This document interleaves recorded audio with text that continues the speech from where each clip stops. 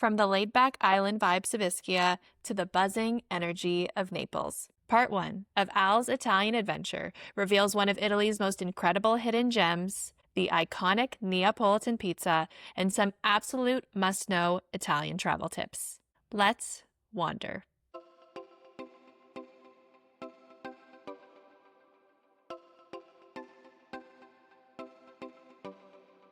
Hi friends, I'm Day, your host, travel lover, deal finder, and storyteller. And this is Wander Every Day, the podcast where real talk meets real trips. Each week, I sit down with some of my favorite well-traveled friends to swap stories. We're diving in on where to stay, what to eat, how to spend your time and money, and how to enjoy exploring the world. Now, let's wander.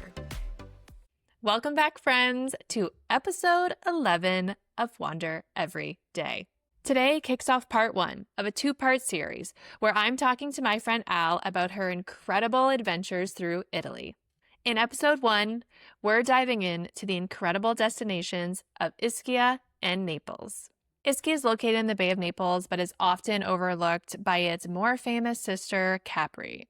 Also within close proximity to Sorrento and the Amalfi Coast, Ischia is oftentimes frequented by Italian and other European travelers, and so far is a little under the radar when it comes to North American travel. Once home to an active volcano, Ischia now is known for its thermal baths, resorts, and laid-back Mediterranean charm. The third most populated city in Italy, Naples is known for its vibrant street life, its history, and its unmatched food scene. In the past, Naples has been known for being gritty, maybe a little dirty, and potentially unsafe. But in the last few years, Naples has really taken a turn and has become a much more popular destination, especially for foodies around the world. From rustic island specialties like Coniglio alla Ischitana and incredibly scenic boat rides along Ischia's rugged coast, to sipping Rucolino and enjoying every bite of that iconic Neapolitan pizza. We're also chatting just general travel to Italy tips, including whether or not you should be traveling to Italy in the summer, what you should be expecting or looking for in your accommodations, whether Capri and the Amalfi Coast are worth it when you have Ischia, its little, less expensive sister, just next door. And does Naples have an unfair, bad reputation? We're going to find out today. Are you ready, friends? Here's part 1 of my interview with Al. On today's episode of Wander Every Day, I'm joined by my friend Al, a passionate home cook, creative host, and someone who fully embraces la dolce vita. Today, Al will be reviewing her 2-week trip to Italy with her boyfriend Alex, where they explored the flavors, sights, and slower pace of Ischia, Naples, Florence, and Rome. Al and Alex are serious foodies, so this episode is full of delicious recommendations, from wine bars in Napoli to aperitivo hours in Florence, a boat tour around Ischia, and, of course, a must-visit trip to the Colosseum. Whether she's knitting cozy clothes for her friends or plating up an Instagram-worthy dinner, Al has a knack for savoring the small pleasures of life, especially those tied to food, wine, and travel. Let's dive in as we relive this flavorful September trip through Italy's heart and stomach. Al, welcome to the pod. Thank you for having me. It's so official. I love it. I am so excited to interview you. When I found out that you had been to Ischia, I can't even put into words the emotions I felt to ask you every single question. Something I have never shared with anyone on the pod or many people in general is that I found Ischia through another podcast. So I was listening to content, heard about this beautiful island in the Bay of Naples, just an hour ferry ride away from Naples, close to Capri, close to the Amalfi Coast, but less expensive, less busy, and more authentic. And I was like, I need to go there, but I don't think I know anyone who's been there. And then I learned that you went there, and I was like, I need to have Al on the pod. Twice, not just once, twice. So yeah, I have some I stuff did to not share. know you've been there twice, which makes it even more exciting for me to interview you. Yeah. And 2 different types of trips. So I think that'll be cool as well to kind of just talk about, what do you want, like sea or ocean or like mountain or whatever. And yeah, so we'll talk about that. I also know you've been to Italy multiple other times. And as I said in my intro, you went on this trip to Ischia, Naples, Florence, and Rome. Just so the listeners know, how many times have you been to Italy and where else have you been in Italy? Ooh, that's a really good question. So the first time I had gone to Italy, I was 16 and it was actually on a school trip with my high school. And we had seen like the classics, like Rome and Florence. And it was like a Europe trip. Like we had gone to Greece and like Spain and Italy. So I only really remember the big cities when I had gone with them. And then after that, I was really fortunate to have gone on multiple family trips. Obviously my heritage is Italian. So it was very important for us to go. I think I've been now 5 or 6 times, which I'm very, very fortunate to have that experience. Is there any main highlights from other trips you've done? I feel like I know you've been to the Amalfi Coast, as I mentioned. I think you've been to Capri. Where else Yeah, have you I've been been in to Italy? Capri.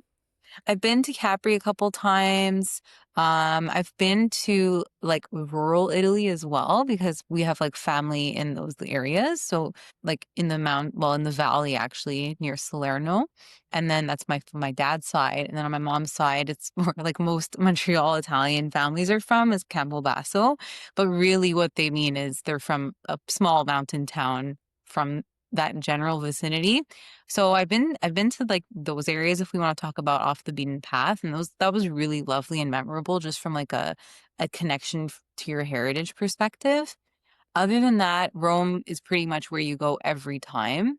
Direct flight is there, so you kind of have to do at least 1 or 2 days, I think, no matter what when you go.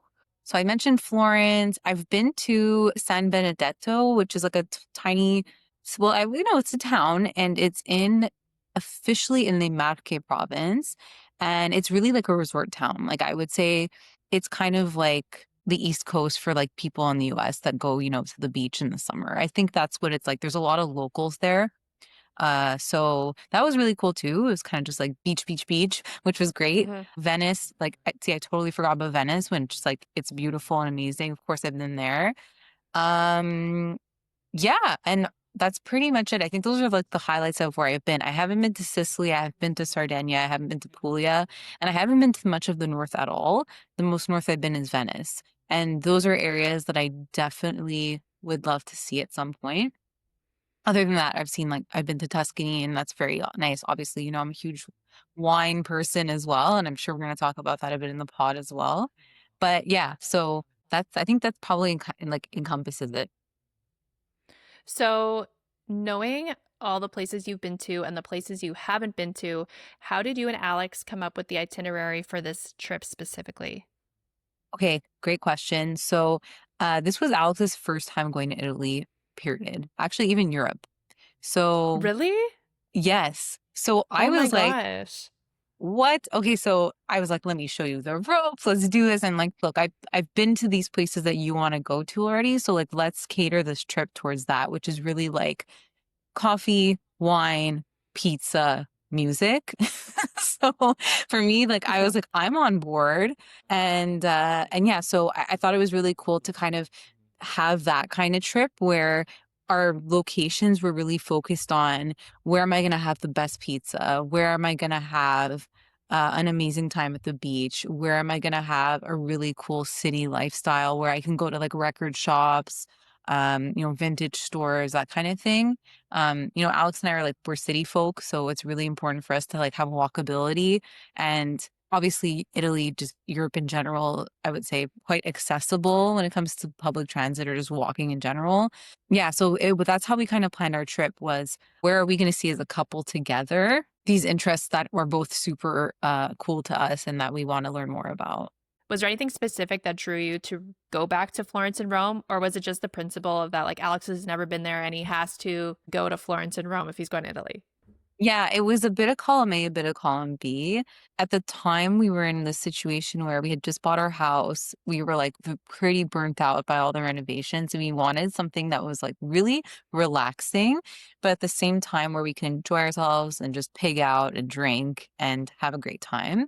So my one thing to him was, look, I've been to Ischia before, and for me, this is the best bang for our buck when it comes to Amalfi Coast, chilling, great food, but also like beautiful island air and sea and all that. So I think I want him over just with that in general. And we'll talk a bit about Ischia, I'm sure, at some point about, there's things about that island that are very special and unique in terms of gastronomy. Even I'd say like the fauna and flora.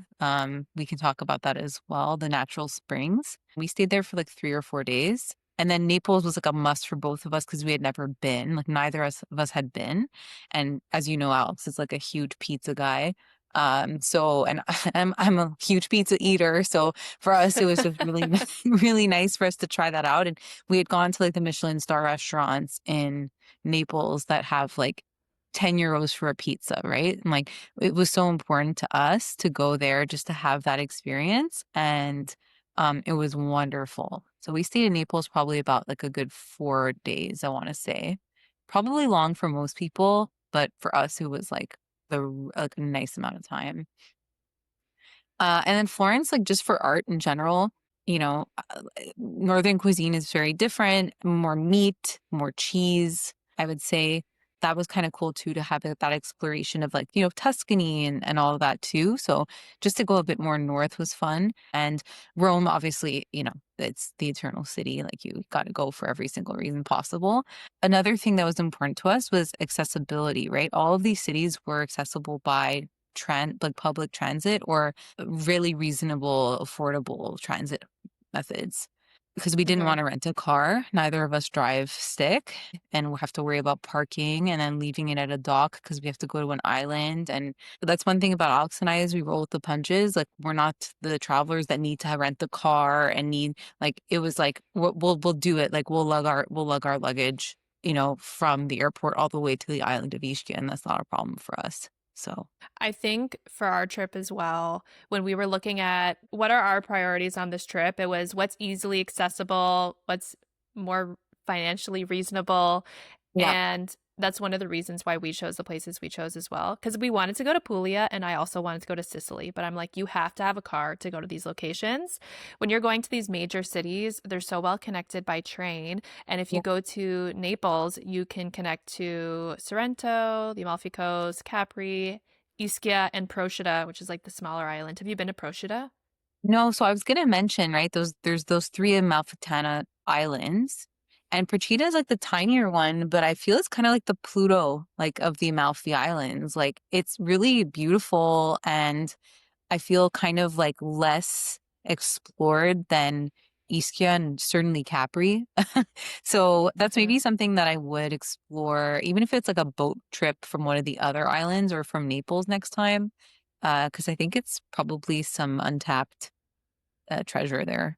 Do you have any specific travel hacks or tips when it comes to booking hotels, flights, or activities for your trip? So, yeah, that's a great question. I wish I had more. Um, but I think I do the typical thing that most people do. I know there's all these apps that you can get that can give you notifications of like price drops and all that. Honestly, I just planned a bit earlier. So we knew that we were going to go on this big trip. And so I think we started planning in like March or April. And the year that we went, 2023, there wasn't anything big happening, right? Like this year's the Jubilee, and I'm sure that like it's a completely different ball game to book anything there right now. But my hack would be just to book as early as you can. Especially if you want to stay in like an Airbnb, you're gonna have way more options. And then there's that nice flexibility of being able to cancel. So we were actually going to try to go to Naples for a week this year. And then things came up, so we ended up canceling. And I thought that was so great that like I got all my money back and like I canceled within like a very reasonable amount of time. And yeah, so those are kind of like my hacks is just to plan ahead. When it comes to the transit and getting there and everything like that, I'd say like all the high speed trains are super reasonable. Buy your ticket in advance. Make sure to validate it if you have to. The typical things about remembering that most places in Italy don't have elevators. So pack whatever you think you can probably lug up for 3 flights of stairs without breaking your back. I always find it a shame when I see people reviewing like no elevator and it's like, well, what did you expect? Right? This country is like hundreds of years old, and a lot of these buildings are just as old. So, it's kind of that thing where it's like prepare, before you get there kind of thing. And read reviews, really all those things that most of us, I think, do now in today's day and age. And another thing about Italy in general, and people might disagree with me with this, but I'm like a huge anti-August traveling to Italy person. First of all, it's super hot. Like it's like 45 degrees. I almost got heat stroke doing a Coliseum tour like 10 years ago because it was at the beginning of August. It's not pleasant. We have some friends who have gone in August and they'll tell you the same thing, right? It's really, really, really hot. Also, half of the country shuts down for Ferragosto, which is like their like summer vacation. So a lot of stores or places you might want to go to might be closed as a result because everyone takes time off. So that's just something to keep in mind. Obviously a lot of people, especially those with kids, have like a very small window because of school and stuff. So they have to go in July or August. But I would even say go at the end of June, go in like July. Maybe a lot of people do construction holidays here in Quebec. That's good too because it just finishes right on the cusp of August. But my biggest tip is like to avoid August. If you can travel in September, which is when we did, September is still gorgeous in Italy, and you have all the produce that's coming from the summer, right? Because there's like it's like the second harvest, or it's the end of season. So to me, that's like everything's cheaper. People are working, like there's like a lot more things that are open, but there's still tourist activity, but not to the point that you're waiting super long lines to get into any tourist attraction. That every train is packed, every bus is packed.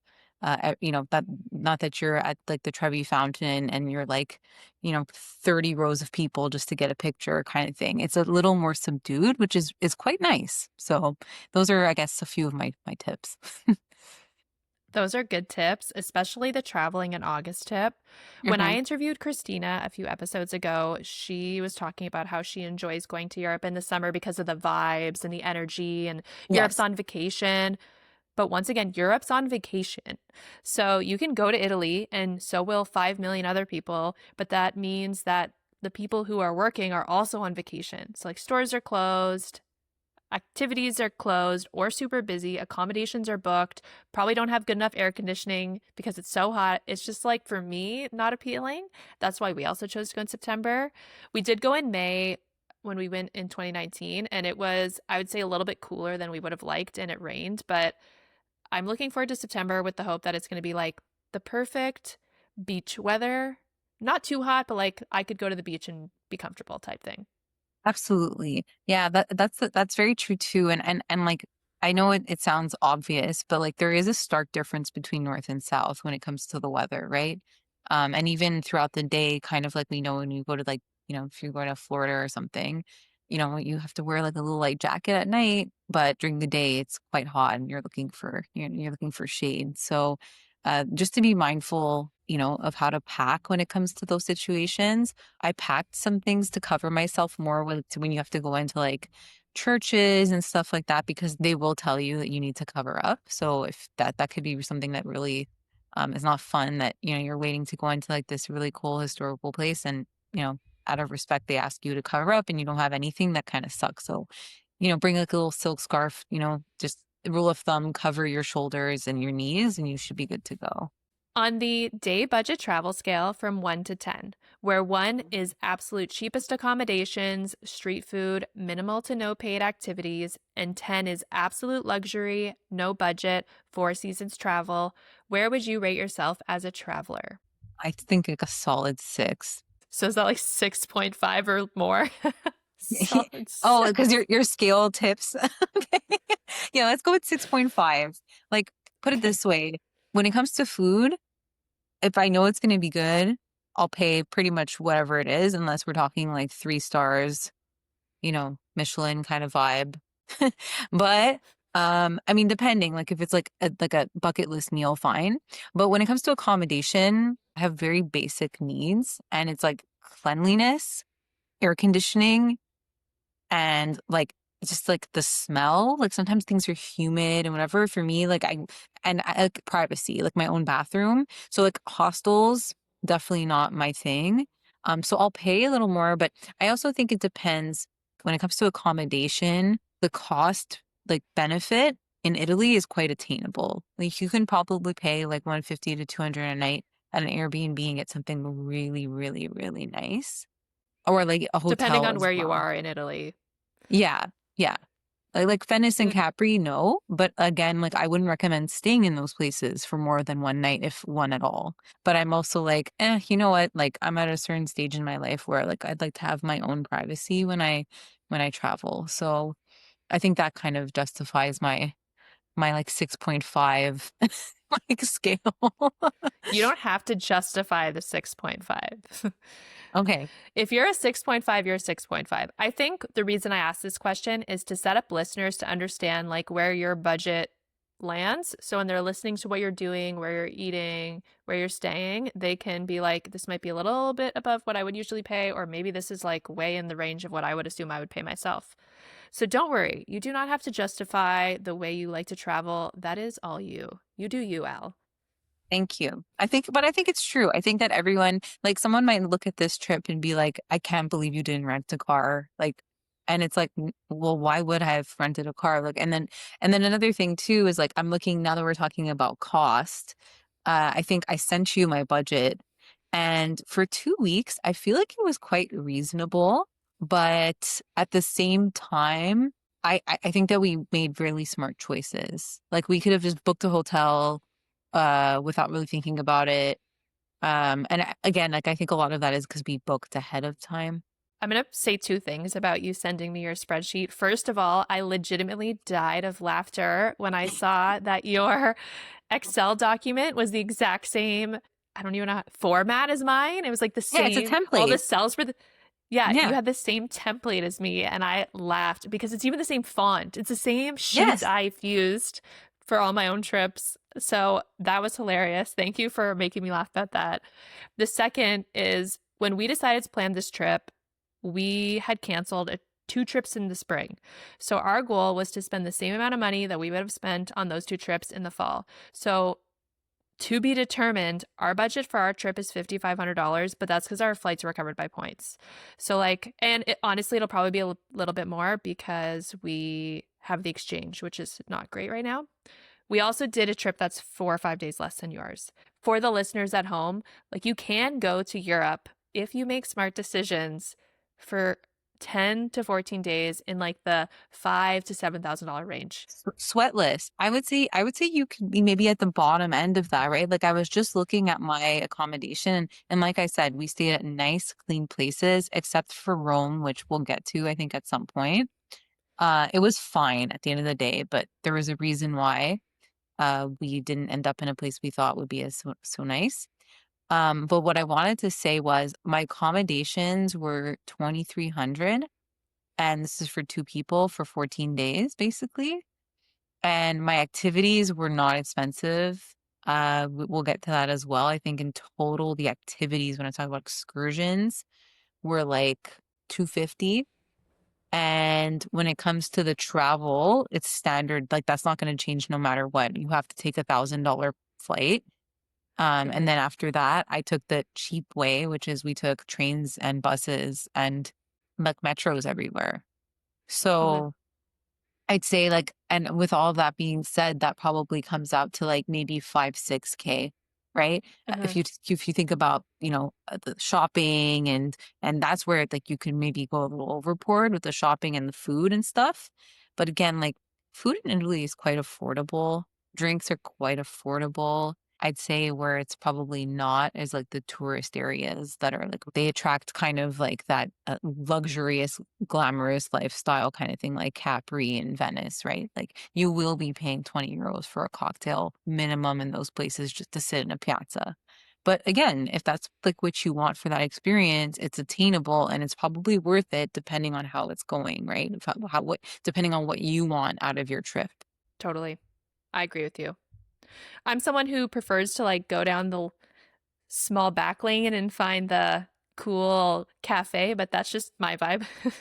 Well, same, because that's how you find things. And that's the thing about Italy is that even in Naples, which like if you talk to Italian parents of our generation, they're like, we would have never done this at your age. You're Like going to Naples? That's so it's so scary. dangerous. And it's like, well, we did that and we had the best time. Like it was super safe. And yeah, we'll probably get to that as well. But like those are how you find like the hidden gems or like really cool things that you weren't even looking for. And you go in and you're like, oh wow, this is like a really cool experience. Well, with that being said, let's actually hop into your trip. Yeah. Just give us a really quick breakdown of your general trip itinerary. Okay, great. So we left on a Tuesday. Well, Monday overnight, right? Because all of the flights, to my knowledge, whether it's Transat or Air Canada, they all fly from where you go overnight. So then you land in Rome the next morning, like around 9 a.m., let's say.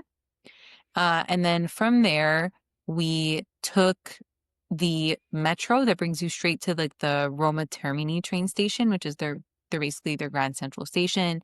And from there, they've got like every single train you could think of that brings you across the country. So we took the Naples high speed one that gets you there in an hour, which is incredible.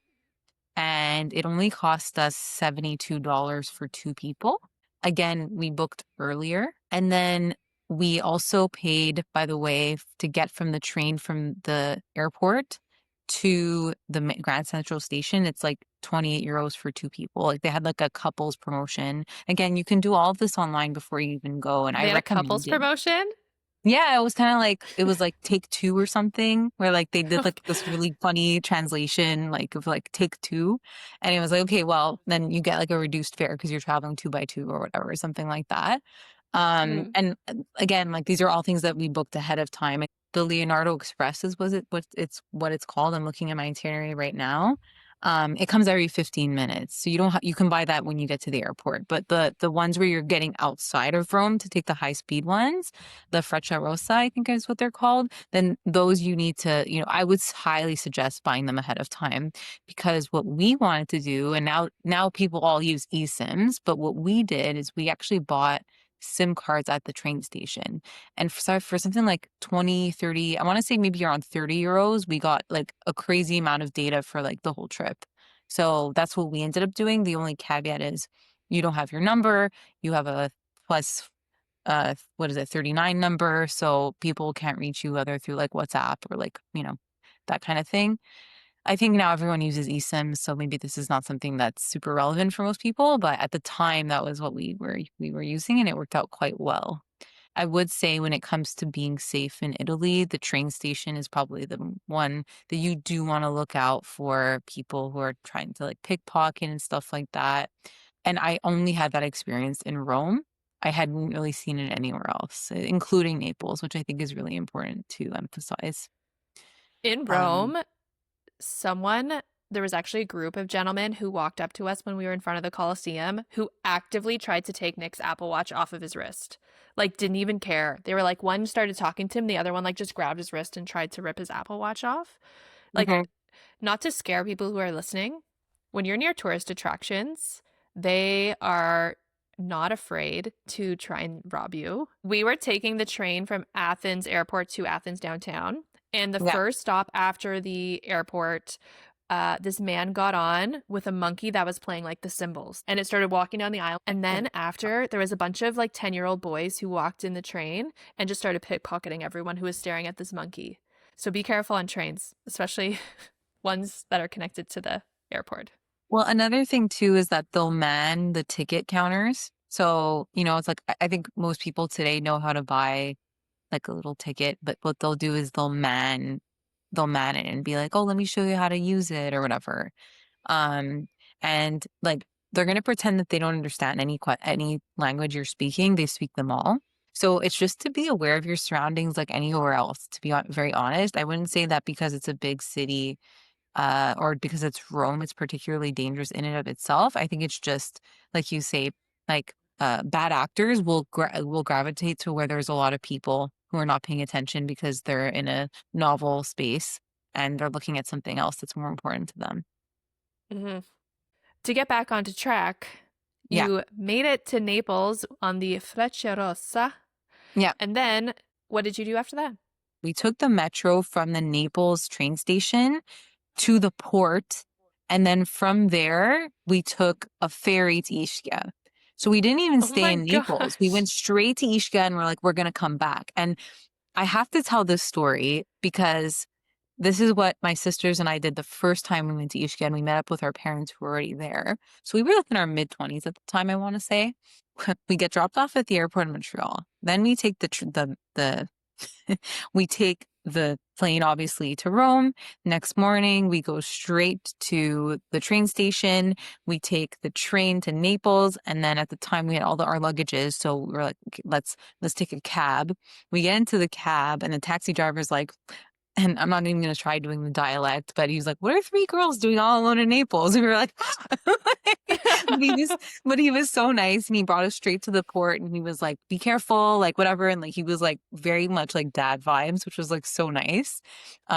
So yeah, so then after we took the taxi, we got onto the ferry, and then we got to the port in Ischia, and then from the port we took a bus, like a Pullman, that brought us straight to our hotel. So like we literally took every form of public transit like to get to our parents. Like we took boats, metros, like buses, taxis, trains, and all of this was like within a span of like, I guess, what, 18 hours, like if you include the flight. So yeah, it's like high paced, but it's like, I'm saying this because it sounds crazy, but there's a lot of like dead time in between, like throughout, right? Like the ferry takes an hour from Naples to get to Ischia. So, you kind of like relax and chill. And yeah, so that's it. So if we're going to talk about now going back to my trip with Alex, it wasn't dissimilar, but we were just a little more like, we were older and we were with each other. So we were just like, okay, let's just take the metro. Like it's midday, like what could go wrong? And luckily we were fine. And I don't think that that would have been any different any other day of the year. So from there we took the ferry from the port, the main port in Naples, and then we went to Ischia Porto, which is like the main port there. From there, we strategically booked an Airbnb that was like a 10-minute walk from the port to the Airbnb. And that was super cool because as we were walking along, we were basically going through the town center. So we saw like a lot of things that were like, oh, we should try that. We should do this, whatever. We get to the Airbnb, and it was owned by this lady. Her name was Giovanna, and she was so nice. She lived next door, and then on the main floor of her home, which was probably like 3 stories, she had a boutique where she sold like, magnets and trinkets and like Rucolino and all that other stuff. So souvenirs. And so she was super, super nice, and it was cool. Like at that point, her kid was going to school, like he was taking his bike to go to school and coming back. Like, it was like super wholesome. And yeah, so it was really cool, and she gave us really good tips. Like I had mentioned, we had gotten there like maybe in mid-afternoon. We were like exhausted. We wanted to shower, so we did that. The Airbnb was quite new. I think when we had made the reservation, we were like, it looks nice. There's like maybe 4 reviews, and they were all like really good. I remember sending it to you when you told me you were going to Ischia. I don't know if it was available, if you booked. But the Mhm. location is something I do want to talk about for Ischia. We looked at it and I really considered changing our reservation. The reason we did not is because we are going to Ischia to literally sit by the pool for 4 days, and we were staying at a resort. It's like a 5-minute walk from Ischia Porto. So we just decided to keep the resort we're staying at. It's maybe $200 a night, and it's like a 5-star resort. So, Yeah, which, like, again, for some listeners, that might be a lot of money. And then for others, they're like, well, this is exactly what I'm going there for. I want to relax. I want to be pampered. And for $200 a night, that's like pretty good. So I think mhm, that's cool. That's great. And that's something that's really important just in general with Italy, is like where you stay is super important based on what you want to do. If you want to just like walk around, get lost, discover things, stumble upon things, then you're probably going to want to be somewhere more central or kind of like in the hip, cool part of town. Where there's like a lot of like wine bars or like a bit of a food scene. So those things are kind of important. Ischia is an island. It's a bit different in that it's small. That you're not going to have much of like you're not going to find a record shop there, for instance, but like, or like even like a cafe. it's really just going to be the typical cafe where you get your little cornetto in the morning with a cappuccino, and like that's good enough. That's pretty good. Like it's better than any breakfast I'll have any day of the week here. But Hmm. it's really important in Ischia in particular because the port is on one side of the island, and Forio and all these other beautiful places on the island, they're not far by car or bus or taxi or whatever you're going to take to get there, but like it's not walkable. Like there's mountains, there's all kinds of stuff to get over, right? So it's that thing where like Forio has all of the nice nature parks. It's got all of like the sulfuric like natural bath areas, which are really cool as well. So that's more like the resort area. You're staying in a nice resort area as well, but I imagine like the thermal baths are like not there. You'd have to probably take like some sort of like shuttle to get to Nogombo, or I think the other one's called Poseidon. Hmm. Um, so yeah, they're like really beautiful, but it's just like beware that like where you're staying, Ischia is, we took buses and we got lost like multiple times, even with like a GPS, because the buses weren't super reliable. And we had to catch like one of our activities. We did a boat tour, which like I highly recommend if ever you're going to be in an Amalfitana island. A lot of like locals or people from Naples or Salerno, they'll during the summer they kind of have like this gig where they have their boat and they'll host you for a full day. So much fun and like so much value for for like that day. I booked through this thing called Get Your Guide, but you can book through a bunch of different websites, so you just have to look them up. It'll give you all like the typical things like unlimited beverages, wine with different food, dinner, snacks, that kind of stuff. You basically get there quite early in the morning, like probably around like 8-ish, 8:30. And you go around the whole island. And in Ischia, there's like a few things. Like there's a green grotto. So, everyone talks about the blue grotto in Capri. Very beautiful, worth seeing if you're going in that direction. But there's the Green Grotto, and then they have all these other kind of like landmarks that they talk about. One is called La Mano di Dio, which is, like the hand of God. And it's basically just like a beautiful carving, like natural eroded carving of like a hand kind of like touching the ocean. Because like the whole island is look, it's basically just like scaly rocks going upwards, kind of. It's really cool. My favorite part of the experience was that we swam to the Green Grotto. And so I felt like a long time. Like some of us had pool noodles and everything. And like it was just such a beautiful experience for me to like swim with like a bunch of strangers. And we had like a common goal to like get to this place that we all had to see together that like we might not see again. Like, the tide hit just right at that point, and like we go inside this little cave, and it was just so nice. Like it felt like so human. Like I can't explain that feeling of like in that moment we're all swimming, we're all going to a common place. We're all forgetting about like work or any problems we're having at home, or like concerns we have about everyday life. Like we're just like in this moment, we're free and we're swimming together. And like I just thought it was like, it sounds really cheesy, but for me it was like this is what vacation is. It's like having those pure They raw call that moments with people. serendipity. Yeah. Yeah. And to me, I thought that was so special for me to be doing that. And yeah, anyway, so those kinds of things are easy to find in Italy. The only thing is like these things do fill up, right? So again, I booked in advance to secure a seat. So just things to keep in mind, but super worth it and available at pretty much any island that is in that area. I feel like the way that this is like transitioned so far, we're just gonna Mhm. like break down Ischia while we're here because I feel like you've given so much good information. I don't want to break the cycle of good information. So Thanks. you stayed in Ischia Porto at a Airbnb. What did you guys do when you were in Ischia? Oh, okay. So I'm very excited to talk about this. Ischia is known for, well, obviously, like its beauty. It's like natural thermal baths that are, based on like it's volcanic, like regionality.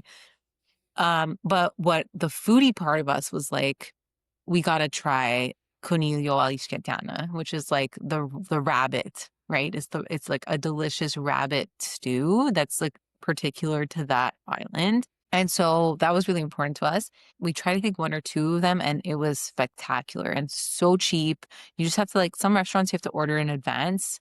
I don't know if they like hunt the rabbit locally. Like I'm not really sure They what they do. do. But yeah, so that's kind of cool and sustainable, which I'm all about. And for me, I was like, this is great. So we called it in advance, like maybe the day before. I think we had Giovanna help us with that. And yeah, so we booked and it was really, really easy. But like we were Hmm. blown away. It was so, so good. And it came with like, it's house wine and like we had a beautiful view. This is the restaurant that him and I almost got lost in the bus that was going in round and round and round. So that was, yeah, What were the restaurants called where you got the rabbit? it was called La Capanina. La Campanina. And where was that located in Ischia? The neighborhood on the map is called Calza Romana. It's like southeast of the island. There's like one auto route that basically goes around the whole island, like in a circle, and that's probably the easiest way to get there. Was there any other food you ate in Ischia that you think's important to mention or that people would like to hear about? Sure. So, I mean, obviously, anything fish related is, you're in the islands. If you like fish, it's probably a good idea to try pretty much anything coming from that region. That's local, of course. Like if they tell you it's like fresh of the day or whatever. The wine, pretty much always, but that's also me. Another thing that was really good is their local Amaro called Rucolino.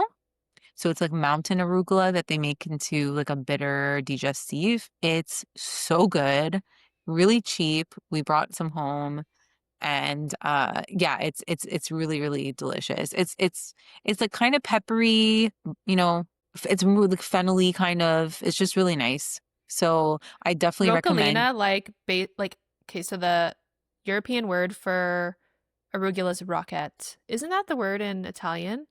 Yes, it is.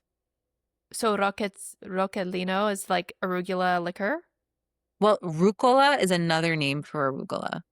Like they Oh. call it a bunch of different things, depending. It's kind of like Oh. watermelon. Like it's anguria somewhere, it's pastèque another place. It's like concomero another place. I think it's like a dialect related, I want to say. But yeah, Ah. it's really derived from the word rucola, which is arugula. Yeah, so that like is a must try, especially like at the end of your meal. Like ask for a little glass of rucolino. You're not gonna regret it. Okay. I'm writing this in my own list of Yeah. And they have recommendations. like yeah, and they have their own so as I was mentioning in Ischia Porto, that's like where like every town has a centro, right? It's like their downtown strip. If you just walk along it, you're gonna see all the cute little boutiques and stuff. A lot of nice places there, by the way. Like it's quite noticeable, like or it's quite recognizable because the floor or the ground, it has like these little white seashell patterns. So the sidewalks are like super nice. They're lined with all these trees and the bougainvilleas. It's like so, so pretty, like those bright pink flowers. Like that's the town center. That's where we were staying. But yeah, like there's a Rucolino store there. So like if ever you're like you miss out or whatever and you're gonna go to this town center at some point, it sounds like you will because you're 5 minutes away from the port and it's like 10 minutes the other way.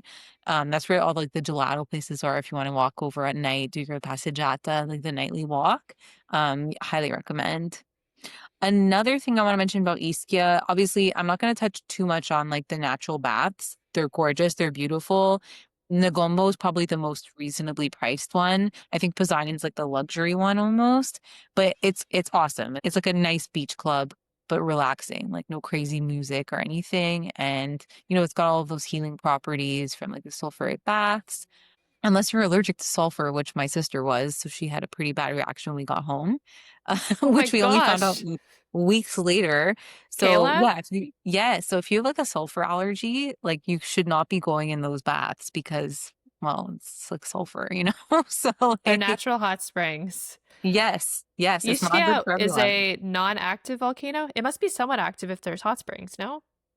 Yeah, I don't really know how it works, but maybe it's like a vestige I have no clue, but it's like it's to the point that it's like perfect conditions to have like thermal baths that are like amazing for like, the skin and hair and nails and all that kind of stuff. So I don't know. Maybe Deandra could have answered that on not this one. So yeah, I highly recommend like if you're going to be there for a few days, like 2 to 3 days minimum, like spend an afternoon there, spend the whole day there. It's worth it. Like it's very nice. I know you stayed in Ischia Porto. Did you have time to visit any of the other towns like Forio, Sant'Angelo, Lacco Ameno, Castel Unfortunately, no. Terme? Okay. Unfortunately, no. Like I said, because we didn't have a car and we didn't want to like pay for a taxi or anything, because taxis can add up very, very quickly on Ischia. That's probably something else that's worth mentioning. Like there were some places we wanted to go to and we just said like forget it. Like we're going to like a maybe a closer place to have the Ischia Tanner Rabbit. That's great. Like let's just do that. But there's a lot to see. Like a lot of those neighborhoods you just asked me about, like I'd say like some of the best dishes are there. There's also like a lot of vineyards in Ischia, so it's something else that's probably around that area as well.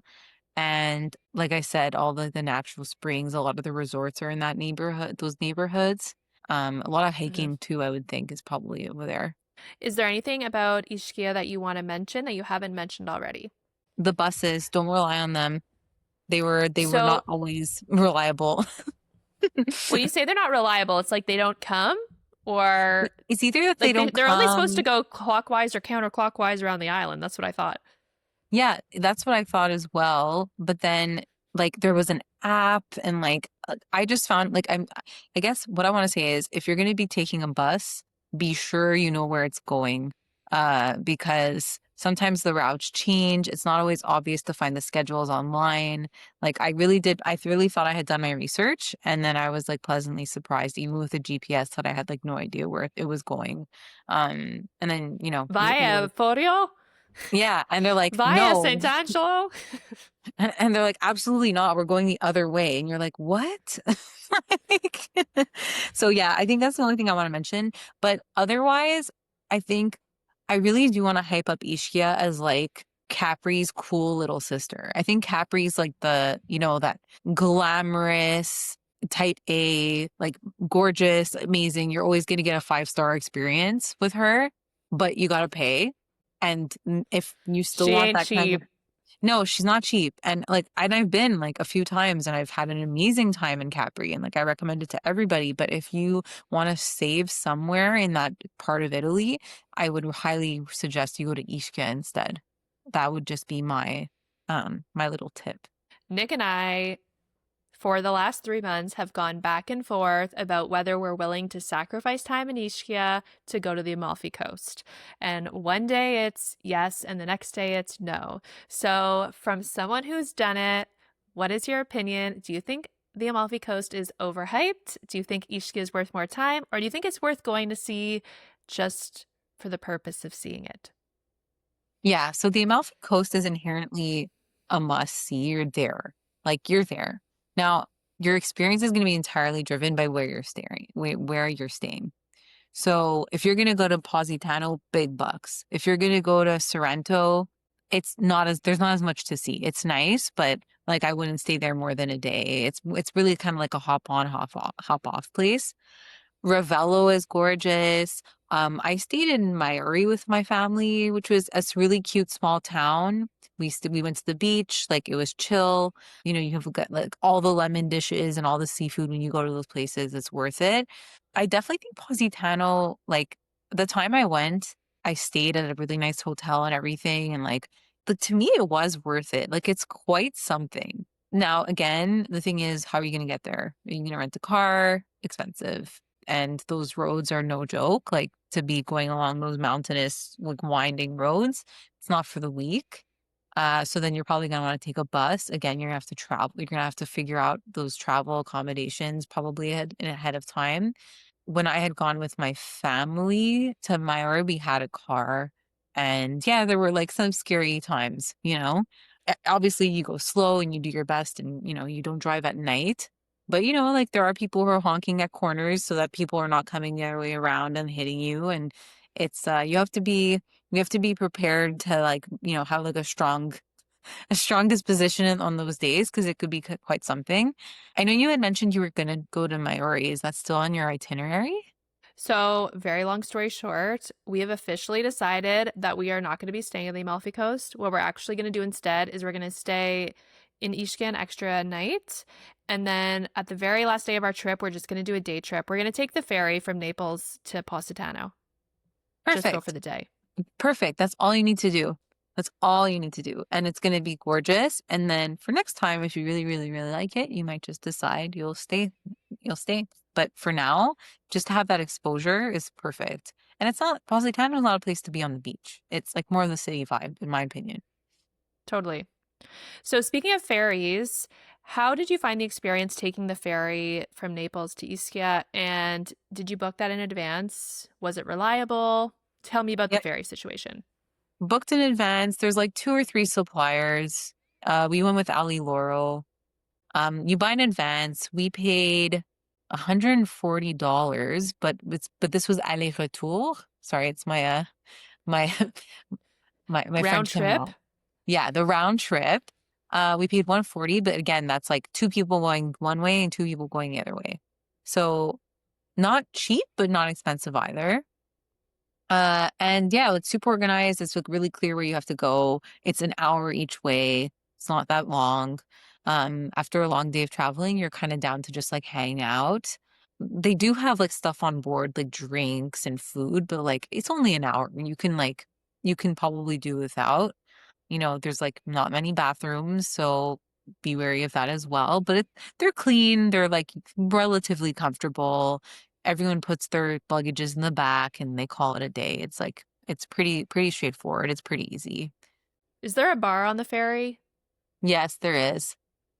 Okay, not that I need to be like getting drunk on my way to or from, but I do enjoy being on the sea with a glass of wine. There's something about it, I don't know.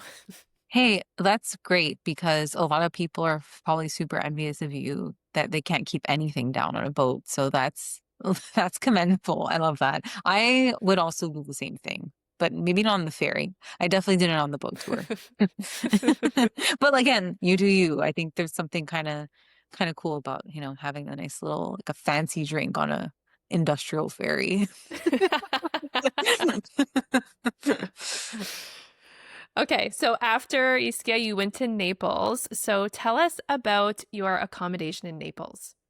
So Naples was super cool. It was the first time for us that we had both been there. And like I had mentioned earlier, everyone talks about, oh my God, how dangerous Naples is and everything. And like, look, that's probably true from some neighborhoods, but just like every other big city, there's places to maybe avoid.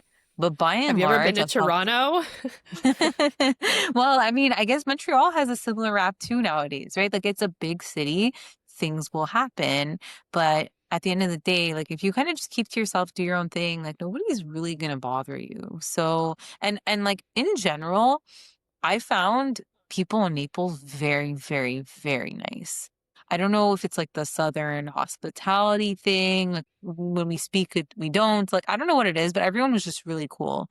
And I think it was like that for everybody that was there, tourist or not. And we got off so I can't really remember what we did. No, we took the metro. Yeah, I'm looking at my itinerary. We took the metro. And again, like the Naples metro is like super intuitive. It's like quite easy to get around. And from there, we probably walked like 10 minutes to our location, which was like in a super old building. The thing about Naples, it's like you feel like you're like in like the 1500s. We were staying in the Centro Storico, I think, or like this either the Spanish Quarter. No, we were in the Centro Storico, so we were in the historical center. Fortress walls, really old churches, everything grimy. Like I've never been to Marseille, but for those who have been to Marseille, apparently it's like a sister city, like not officially, but it's very similar in that way. Like graffiti everywhere, but like that's what makes it cool. Like that's what makes it lived in. That's what makes it like it has grit and character. So we met up with the owner of the Airbnb. He was super nice. It was by far way too big for us. It was an old building. We had to climb up two or three flights of stairs. It was a residential building. They had fully renovated it. It had two full bedrooms, two full bathrooms, and I'm looking at my Airbnb log now. The total cost was $430 for 4 nights, 3 nights. One, two, three nights. That's pretty good Hmm. for like two bedrooms. So it could have slept four people. We didn't use like a whole bedroom. And it was like a mezzanine, like it was a 2-floor condo. So like Naples is still, I think, one of those big cities in Italy that hasn't been like tourist shocked. Like the inflation is not there. So that's pretty cool. again, we went in September, maybe it was a newer Airbnb. I looked again recently because I was going to send it to you. It doesn't seem like it's available anymore. I don't know if maybe the family is living there now at this point in time. I'm not sure. But at the time, I found that super, super reasonable. Um, Something I noticed when I was looking at different accommodations in Naples is that many of the B&Bs, Airbnbs, Verbos are in residential buildings. So it's not like an individual bed and breakfast. It's like you're on the seventh floor of a residential building and that particular unit is a B&B or rental. yeah, yeah. And the locals, it's like I do feel like, especially living in Montreal, and I'm sure Toronto, this is a even worse problem. I think, as a local, you're not like super happy to have that kind of thing around you because, it drives up the prices and everything. I'm very curious what the sentiment is in Naples about that. Like if they feel like it's going to become Florence, it's going to become Rome when it comes to affordability. There's always that dilemma where you're like, okay, like I'm booking this Airbnb, but should I be feeding into this machine, right? Like it's hard to say. But like people would say hi to you in the hallways. Like I think if you're like a respectful guest and you're not like like we're a couple and like we're not like in our partying phase, we're not loud. I think they're kind of like, okay, chill. But like if you are in your partying phase or if you have young kids, maybe they wouldn't feel that way because naturally you'll make more noise in those situations. But everyone was like quite nice to us. So it's hard to say, but I do wonder like what the cultural landscape is like in Naples surrounding the short-term rental market. Maybe the housing is still affordable. I don't know much about it, but I always do wonder about that a little bit. What did you guys do while you were in Naples? So Naples was a pizza journey, like straight up. Mm-hmm. So we had to go to Naples because we wanted to try all of the Michelin star pizzas that exist there. And you know, what did we say about it? It's like it's for the people. You're going to Sorbillo, which was our favorite restaurant, by the way, the pizza restaurant. There's Da Michele, which is also like super famous. Like if you look up all these places, then they always come up in like the top 10 in Naples. We also went to Pizzeria Vincenzo Capuano, which was very good. There's another one that we wanted to go to, but we didn't because we didn't have a car, and our Airbnb host said it was like if we wanted to take like the train or something, we would like have to stay overnight. It's in a town called Caiazzo, which is maybe like a half an hour drive outside of Naples or something. Or it was going to be a very expensive taxi, so probably more than that. It's called Pepe and Grani, and I'm pretty sure it was like either on Tucci or one of those travel shows. He's really, really, really into the dough, like everything he makes, like a deconstructed margarita. Like it's really gastronomic. We wanted to go, but we couldn't. But if people are going to have a car in that area, I think it might be worth trying to grab a pie over there because it's like pretty impressive what he's doing. But like again, like the classic Neapolitan pizzas must go either Sorbillo, Da Michele, or Capuano. You won't be disappointed with any of those. And it's like what, 10 euro for a whole pie? Like it's so cheap. And it's like that thing where it's like you have Michelin stars. Like this is what you're doing and it's for the people. And we thought that was so cool. And like you come out of there and you didn't spend that much money for like one of the best meals in the world. And I think that's what Naples is really about. It's like we have so much to offer and like we want to share it with you guys, and I think that we had that with every single meal that we had there. So really we did a lot of that. And then as you know, Alex and I are super into wine. So we went to a couple of wine bars. So Vineria Bandita was so cool, so good. I would like compare it to like in terms of vibe, like a North American wine bar, but the stuff you get there is so good. And like, obviously in Canada we don't get like all the same allocations as like what things that are in Europe. So it was really cool to try things that we wouldn't have tried otherwise. And yeah, and it's that whole aperitivo culture too, right? You have like the bit of like the things that you nibble on with your wine and all that before you go out for dinner. And yeah, it was like in a really beautiful like area. So Naples has like a couple of like really nice like I'd say newer neighborhoods, but also like super like you're like really like how is this the same city? Like you're like leaving away from like all the grime and the grit of like the cool like downtown old center, and then you're going to like luxury and like tree-lined streets and all of that. So that was kind of cool too, just to explore. So yeah, so we did that. We went to a catacomb. So it's not to be confused with like the bone, like I think it's called like an ossuary. There's like a catacombs in Naples that is open now, but when we had gone, it was closed for renovations or something.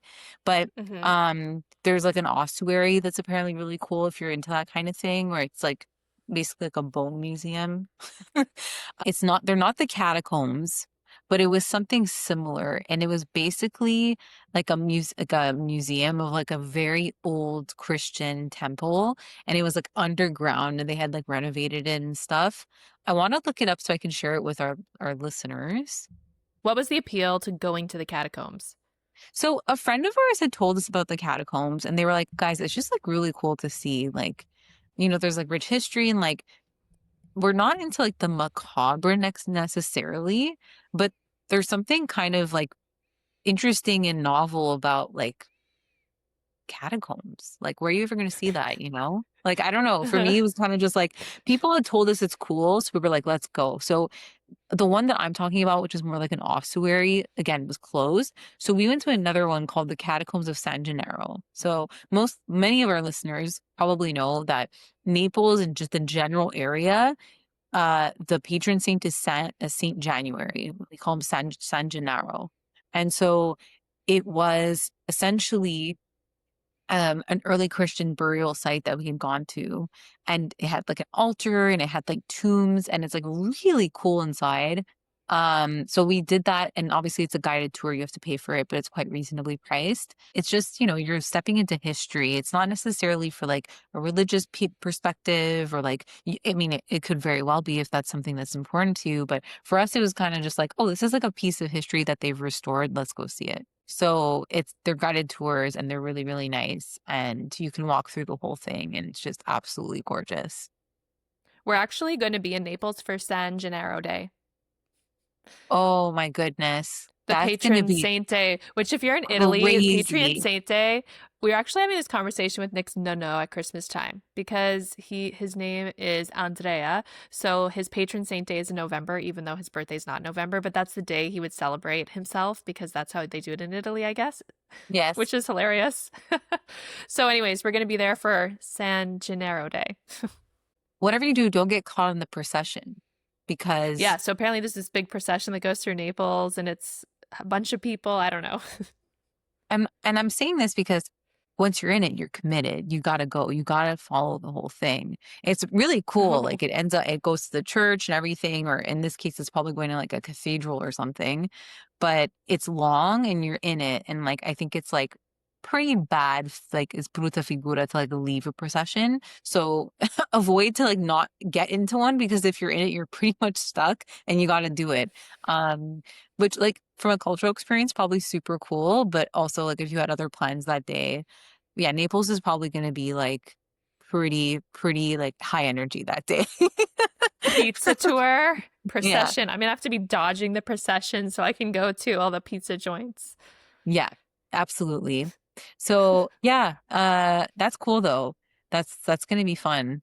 It's gonna be just as big as if like the soccer team won again. Which by the way, when we went, there was just like flags everywhere. It was like so cool. It's They're very, crazy. very proud. Yeah. Did you do anything else exciting in Naples? We ate at this beautiful restaurant. It was kind of like we got lost near the Airbnb and we were just like, oh, hey, this place looks pretty cool. It's like a Locanda Gesù Vecchio. That's what it's called.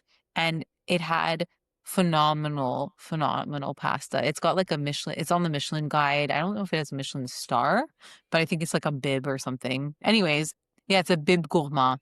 It was so yummy, so good, really, really reasonably priced. And like anything you know about like people with Italian heritage, it's like a big no-no to order like pasta at a restaurant. Like we don't order pasta at the restaurants. And so, but like in this situation, we're in Italy, like this is kind of cool. Let's go. And it was really, really, really good. We had phenomenal pasta. Um, we will talk about Roman pastas later. But yeah. I want to take this moment because I was literally talking with my friends 3 days ago about the Michelin Guide. Hmm. When I was planning where we're going to eat on this trip, I was telling them that I used the Michelin Guide to look for different restaurants because just because the restaurants on the Michelin Guide doesn't mean it's super expensive, doesn't mean it has to be 3 Michelin stars. That's They right. have like the Bib Gourmand restaurants, but then they also have this other tier of just like restaurants we recommend. And we booked one, and I was looking at the menu, and you can get a plate of pasta for like €9 on a Bib Yes. Gourmand recommended Michelin restaurant. And I'm like, Yes. this is why we are going to Naples. Yes. And that's as was intended. This is by design, right? Like this Mhm. has to be accessible. So I think that's really cool. And I can't wait to see pictures from your meal there. Yeah, and I recommend anyone who's traveling anywhere to just check the Michelin Guide. Sure, in more touristy locations, you're probably going to be paying a bit more. As Al has said, Naples is for the people, so they have more accessible food options that are at a quite high standard, especially if they're making it on the Michelin Guide. So take a quick look before you decide to book where you're eating. Yeah, absolutely. I will say, another, and maybe this is a good segue to just in general, like where to go. Obviously, word of mouth is always a good thing when you know people have been there before. I always found Eater like a really good place to, like the Eater website, another good place to go and take things out. At the time, Bon Appetit was pretty good too, but they did more like North American things, I feel. Also, another thing that I found really cool lately is cookbooks. So, if you have like cookbooks from that region, or people who are like authors that are like big on that region, oftentimes they will give you recommendations of places to eat. So, Katie Parla is one of like the top, in my opinion, like authors. She lives in Italy and she has her own like tour company and everything.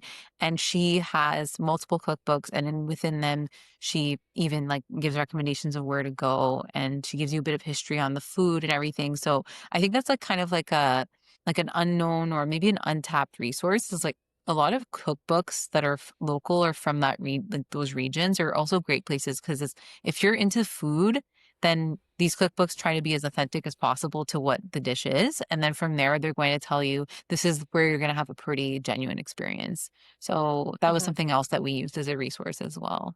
That's a good tip. Is there anything else you want to mention about Naples? Don't be scared of Naples. Everyone, I think it's so important to just say, like, I think, again, like when you started talking about, that 6.5 rating or whatever, the Daytona 1 to 10 scale, I think a lot of people are scared off from Naples. And look, I think you could have a bad experience in any city, but I also think you can have, like, it should not, the fear of having a bad experience in a city should never prevent you from having and making the like amazing memories in that same city. So for me, it was so important to go to Naples and, like, look, you don't feel safe. There's like worst case scenario, what do you do? You're in Italy. It's not like you're on a remote island somewhere where you have to wait like 3 days to take a boat to go somewhere else. You pivot, you know what I mean? But that's not going to happen in Naples. There's something for everyone there. There's the beach, mind you, it's like all rocky and stuff, but that's also kind of a vibe. Like at one point, we just went to go and like sit. I don't know if like a lot of people that are listening follow a lot of these like accounts on Instagram. Sam Eukilis, I think that's how you pronounce his name. Sam Ioukilis. He posts like all kinds of like Naples content, and it's just like look at his stuff, and like that's probably what you're gonna expect to see when you go there. Like I promise. Just like vibes, people just sitting on the Hmm. rocks, loving on each other, Vesuvius in the background. So cool. Like it's just a vibe. The whole city, it has like a life to it. And I couldn't recommend it highly enough. And that's a wrap on part one of Al's Italian journey. From relaxing boat rides in Ischia to sipping wine in Naples. I hope that you've picked up some inspiration for your own travels. Make sure to tune in to next week's episode, part two of this interview with Al, where we talk about the rest of her trip where she moves on to Florence and Rome. We'll be talking about Florence's artistic soul and Rome's incredible food scene. Please don't forget to follow, rate, or share Wander Every Day on Apple Podcasts, Spotify, YouTube, or wherever you get your podcasts. It really does help the show grow. Until next time, friends, happy wandering.